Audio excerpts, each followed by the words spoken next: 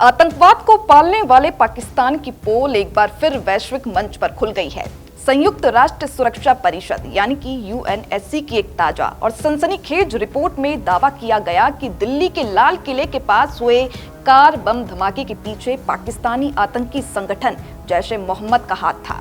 यही नहीं, मसूद अजहर ने अब महिलाओं की एक नई आतंकी विंग भी तैयार कर ली है।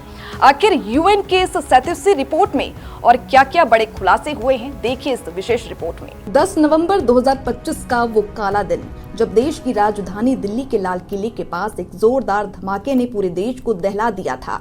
उस कार बम धमाके में 15 बेगुनाह लोगों की जान चली गई थी।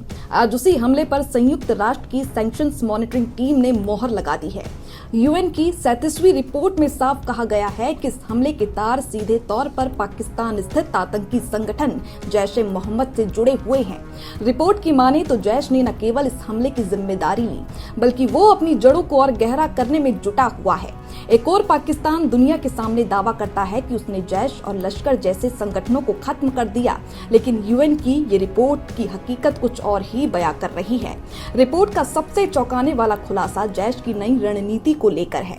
जैश का सरगना मसूद अजहर अब महिलाओं को ढाल बनाकर आतंक फैलाने की फिराक में है। 8 अक्टूबर को उसने महिलाओं की एक नई विंग जमात उल मुमिनात बनाने का ऐलान किया। हालांकि ये नाम अभी यूएन की प्रतिबंधित सूची में नहीं है, लेकिन विशेषज्ञों का मानना है कि ये भारत के खिलाफ एक नई और खतरनाक साजिश का हिस्सा है। रिपोर्ट में सिर्फ जैश ही नहीं बल्कि लश्कर ए तैयबा के प्रॉक्सी यानी कि मुखौटा संगठन टीआरएफ का भी जिक्र है।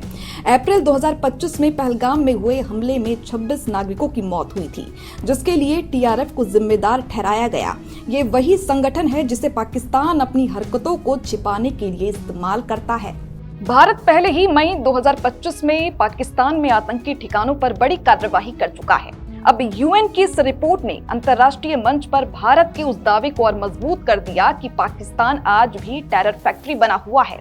अब सवाल ये है कि क्या इस रिपोर्ट के बाद दुनिया पाकिस्तान पर कड़े प्रतिबंध लगाएगी या फिर इस्लामाबाद अपनी पुरानी आदतों को ही दोहराता रहेगा। यूएन की इस रिपोर्ट ने स्पष्ट कर दिया कि आतंक के आका अब नए नामों और नई विंग्स के साथ वापसी की कोशिश में है। लाल किले से लेकर पहलगाम तक हर साजिश के पीछे एक ही चेहरा है और वो है सीमा पार बैठा आतंकवाद। इस खुलासे के बाद भारत का पक्ष और मजबूत हुआ है। तो इस पर आप लोगों का क्या कुछ कहना है, हमें कमेंट करके जरूर बताएं।